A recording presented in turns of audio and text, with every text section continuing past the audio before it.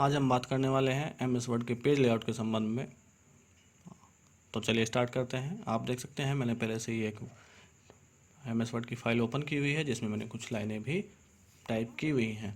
तो चूँकि page layout का सबसे पहला ऑप्शन थीम्स है, इसलिए इसके लिए कुछ डाटा हमारे पास होना ज़रूरी है। तो इसके लिए हम पहले इसे कुछ सेटिंग कर लेते हैं जिससे आपके को थीम के बारे में अच्छे से समझ में आए।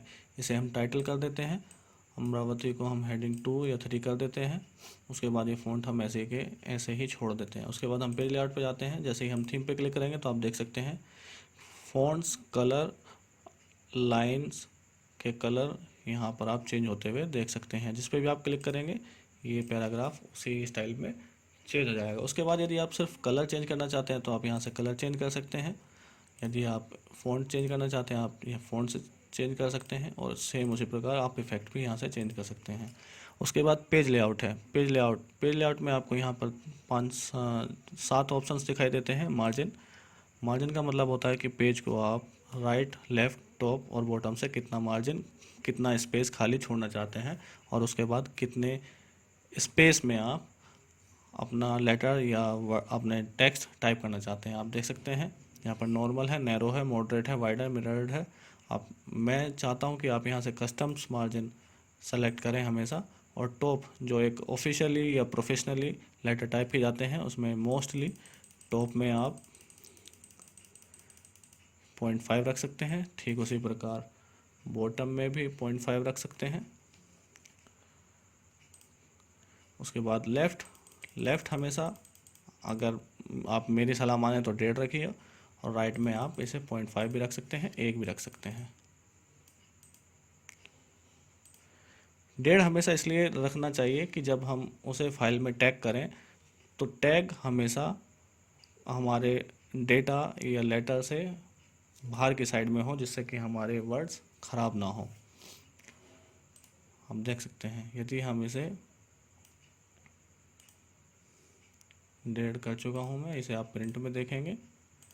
देखिए इतना स्पेस हमें ये इसलिए बच चुका है ताकि हम इसमें आसानी से टैग लगा सकें। उसके बाद ओरिएंटेशन है कि आपको पोर्ट्रेट रखनी है, लैंडस्केप। पोर्ट्रेट का मतलब वर्टिकल होता है, लैंडस्केप का मतलब हॉरिजॉन्टल होता है। यदि आप लैंडस्केप रखेंगे तो जो पेज होता है वो क्षैतिज रूप में प्रिंट देगा। पोर्ट्रेट रखेंगे तो लंबा होता है, जिसे बोला जाता है वर्टिकल में। साइज उसी प्रकार मैंने A4 सेलेक्ट किया हुआ है। मोस्टली जगह पर A4 यूज़ होता है। A3 और लीगल जुडिशरी में यूज़ किया जाता है। उसके बाद यहाँ से मोर पेपर साइज भी आप यहाँ से सेट कर सकते हैं। कॉलम्स का मतलब ये होता है कि आपको कितने कॉलम्स में अपना लेटर तैयार करना है। यदि आपका पॉइंट टू पॉइंट है, आपने कुछ किताबें देखी होंगी जिसमें एक ही पेज पर 2 पैराग्राफ बने होते हैं, एक लेफ़्ट साइड में, एक दूसरे राइट साइड में, तो आप उसे यहाँ से 2 भी कर सकते हैं। आप देख सकते हैं आप यहाँ से 3 भी कर सकते हैं। आप यहाँ से सिर्फ इसे लेफ़्ट में भी कर सकते हैं और आप इसे राइट में भी कर सकते हैं। 2 में करेंगे तो आप देख सकते हैं ये मैंने यहाँ से लेटर टाइप किया हुआ था, लेकिन मान लीजिए यदि हम एक नेक्स्ट पेज पर जाते हैं, Ctrl+Enter करते हैं, और हम चाहते हैं यहाँ पर 2 कॉलम्स में टाइप हो, तो उसके लिए 2 आप दूसरे कॉलम में तभी जाएंगे जब आप पहली कॉलम को फिल कर चुके होंगे। तो मैं आपको पूरा दिखाता हूँ। मैं इसका साइज़ बड़ा कर लेता हूँ जिससे कि जल्दी भर जाए, और मैं यहाँ पर जी टाइप करता हूँ, तो आप देख सकते हैं दूसरे कॉलम में डेटा फीड होना शुरू हो चुका है, टाइप होना शुरू हो चुका है।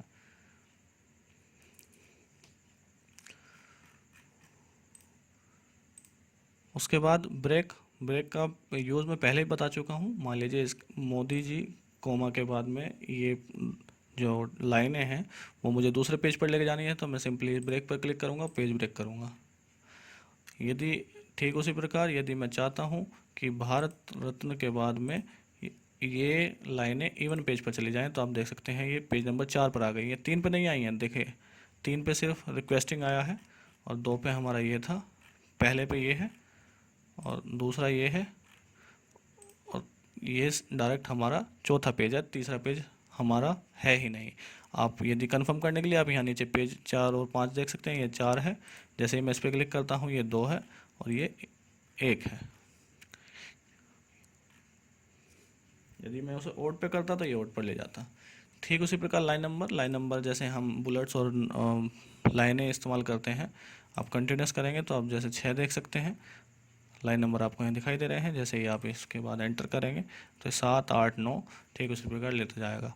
हाइफनेशन का प्रयोग हिंदी में से यौगिक बोलते हैं, और पंचुएशन टाइप इसका प्रयोग इसलिए किया जाता है कि मान लीजिए यदि हम यहाँ पर माइक्रोसॉफ्ट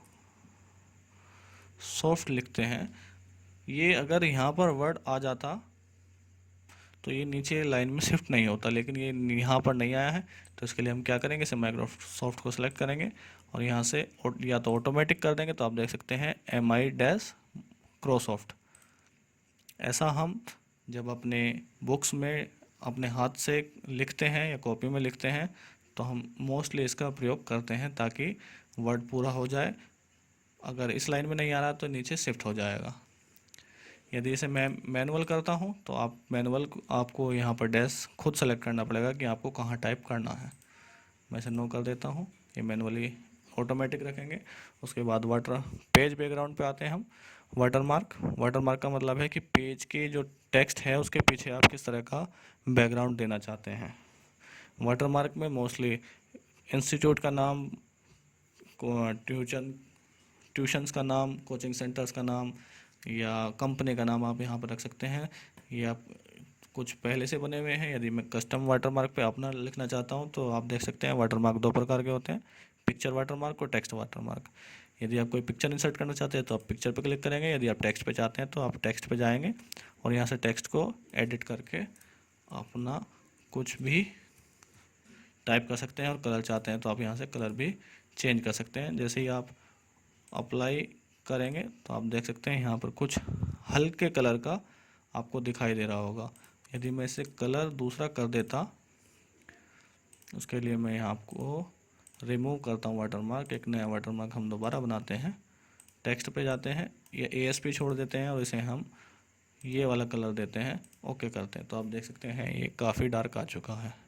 उसके बाद पेज कलर आपको कैसा रखना है, पेज बॉर्डर आपको कैसा रखना है, बॉक्स में रखना है, शेडो में रखना है, 3D में रखना है, कस्टम्स में रखना है। बॉक्स में रखेंगे, बॉक्स की लाइनें किस प्रकार की होंगी आप यहाँ से सेलेक्ट कर सकते हैं, कलर आप जो चाहें वो इस्तेमाल कर सकते हैं। उसके बाद ये लाइनें मोटी पतली, यहाँ पर इन्हें सेलेक्ट कर सकते हैं।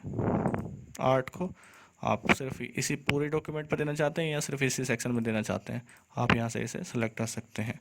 तो आप देख सकते हैं ये बॉर्डर यहाँ पर बन चुका है। उसके बाद इंडेंट का ही ये अलाइनमेंट का ही एक अलाइनमेंट और मार्जिन को मिलाकर एक इंडेंट बनाया हुआ है, जिसका इस्तेमाल हम जैसे हम इसे सेलेक्ट करते हैं, जैसे हम इसे लेफ़्ट करेंगे तो लेफ़्ट को शिफ्ट होता चला जाएगा, और राइट करेंगे, राइट करने के लिए हमें ये लेफ़्ट 0 करना पड़ेगा और राइट करने के लिए हम इसे माइनस में, तो ये लेफ़्ट राइट में शिफ्ट होता चला जाएगा। हम देख सकते हैं यहाँ पर पहुँच चुका है, तो इसे मैं 0 कर देता हूँ। उसके बाद स्पेसिंग बिफोर और आफ्टर, इन वर्ड्स ये पैराग्राफ के बीच के बाद में देखिए, आप देख सकते हैं इसे मैं जैसे ही बढ़ाता हूँ तो आप देखिए इस लाइन के बाद में कितना स्पेस बढ़ चुका है, और आफ्टर करता हूँ तो इस वर्ड के बाद में, इस वर्ड जहाँ भी आपका कर्सर होगा, अब मान लीजिए यहाँ पर कर्सर है तो अब जैसे बिफोर करेंगे, बिफोर में बढ़ाना पड़ेगा आपको। ये इसलिए इस्तेमाल किया जाता है कि यदि हेडिंग हमारी है तो हेडिंग के बीच में हमें कितना स्पेस देना है, हम इसे घटा भी सकते हैं। लेकिन यदि हम यहाँ पर इसे कर्सर को रखते हैं, क्योंकि ये पूरी एक ही लाइन है, तो यहाँ पर काम नहीं करेगा, ये सिर्फ हेडिंग्स पर या टाइटल्स पर काम करता है। उसके बाद अलाइन, अरेंज में अलाइन है, ये सभी ऑप्शन इसलिए बंद है। ये देखिए ब्रिंग टू फ्रंट और सेंड टू बैक, ये मैं आपको इंसर्ट में भी बता चुका हूँ। जब जैसे ही हम यहाँ पर कोई शेप्स बनाते हैं तो आप देख सकते हैं bring to front, send to back, ये आपके खुल चुके हैं, यहाँ पर भी ये ओपन हो चुके हैं। टेक्स्ट रैपिंग ये मैं आपको इंसर्ट में बता चुका हूँ, और मैं इसे अंडू करता हूँ तो ये हाइड हो जाते हैं। उसके बाद अलाइन के 4 ऑप्शंस आपको यहाँ देखने के मिलेंगे, लेफ़्ट, सेंटर, राइट और जस्टिफाई। ठीक उसी प्रकार यहाँ पर अलाइन है, ये भी आपको हाइड मिलेंगे क्योंकि ये वहाँ पर आपको होम मेन्यू में मिलते हैं। उसके बाद अलाइन टू पेज आप कर सकते हैं, अलाइन टू मार्जिन, चूँकि हमने मार्जिन सेट करा हुआ है, इसलिए लाइन टू मार्जिन पर क्लिक है। यदि आप ग्रिड लाइंस जो ये बॉक्स में होते हैं यदि देखना चाहते हैं तो आप इसे व्यू ग्रिड लाइंस कर सकते हैं, ग्रिड की सेटिंग भी यहाँ पर कर सकते हैं। आशा करता हूँ पेज लेआउट के बारे में आप अच्छे से जान पाए होंगे। मेरी वीडियो अंत तक देखने के लिए आपका बहुत बहुत धन्यवाद। आज हम अपनी वीडियो यहीं ख़त्म करते हैं, अगली वीडियो हम रेफरेंस के ऊपर लेकर आएंगे जल्द ही।